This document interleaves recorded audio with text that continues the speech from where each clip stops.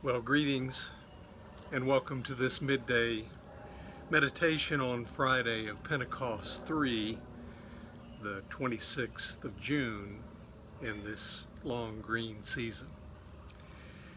And this from the Iona Abbey worship book.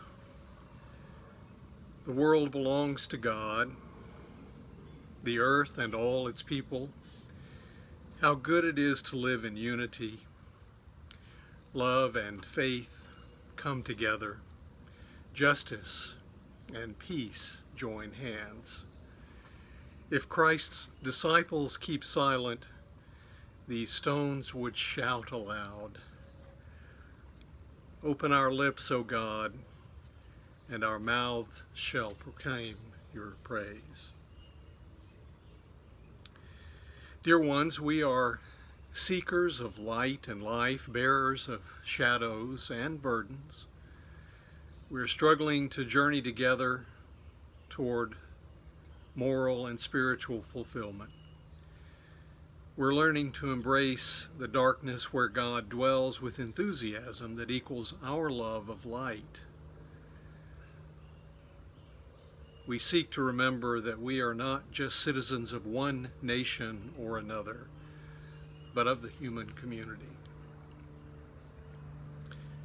Awareness is the moment when we rise with eyes now open to catch a glimpse of the divine in the face of the other.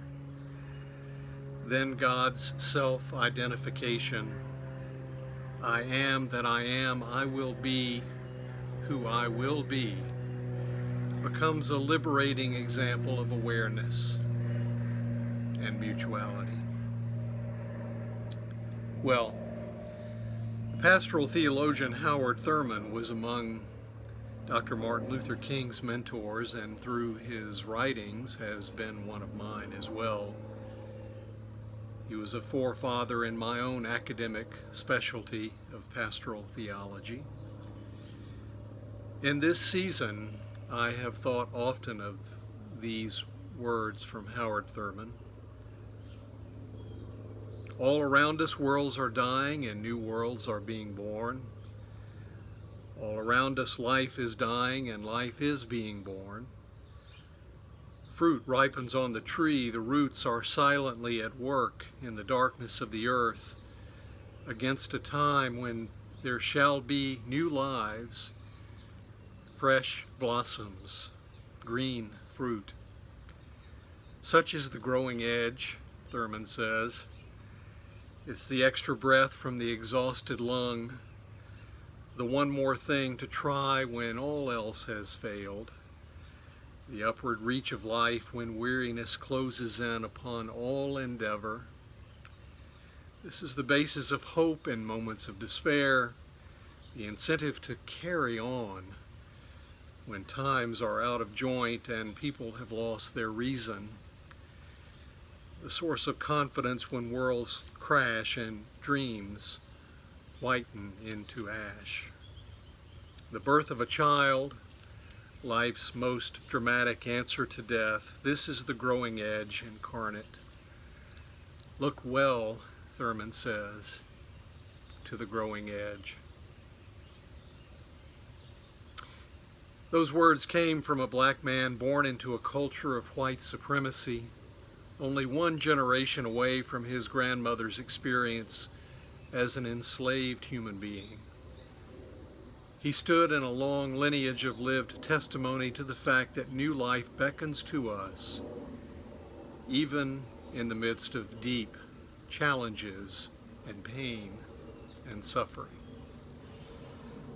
So, my sisters and brothers, when someone like Thurman encourages people like myself, people of privilege and power, to look to the growing edge for hope, we would do well to listen, rather than giving in to a self-indulgent fatalism or cynicism or skepticism.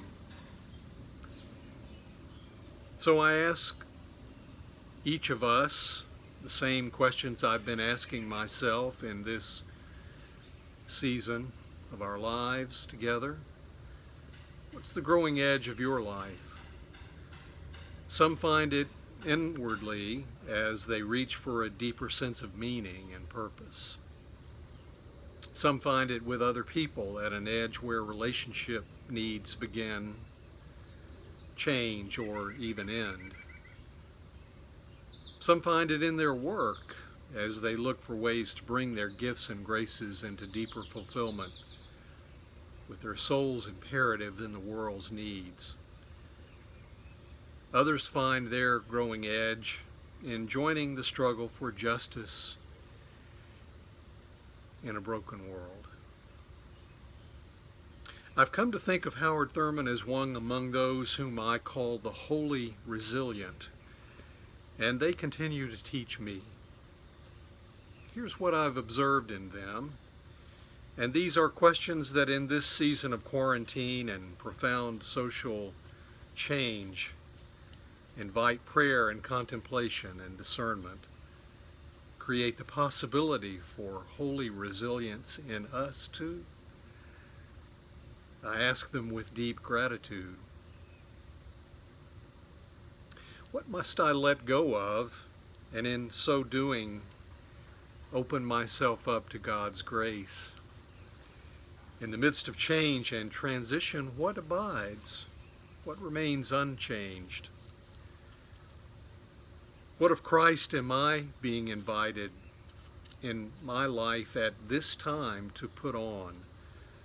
What holds the promise of transformation, of a growing edge in me? What fresh glimpses of grace do I see if I'm willing to pay attention? What models or examples of faithful change are teaching me right now? Am I willing to listen? Am I willing to pay attention even when, perhaps especially when, it may be uncomfortable? And finally, how might what I am learning be of use to others? How am I learning new ways of respecting the dignity of every human being, the call to each of us at the center of our baptismal covenant? You know, Howard Thurman once said, "Don't ask only what the world needs, ask where you come alive." Because what the world most desperately needs is people who have come alive. I've come to think of that place where my aliveness, my passion, intersects with the Word, the Gospel, the Logos, as that place where the possibility of love in the world is being born, of agape. May it be so for each of us. Let us pray. This is the day that God has made. We will rejoice and be glad in it. We will not offer to God offerings that cost us nothing. And now may we go in peace to love and to serve and respect the dignity of every human being. In the name of the Trinity of love, God in community, holy and one. Amen.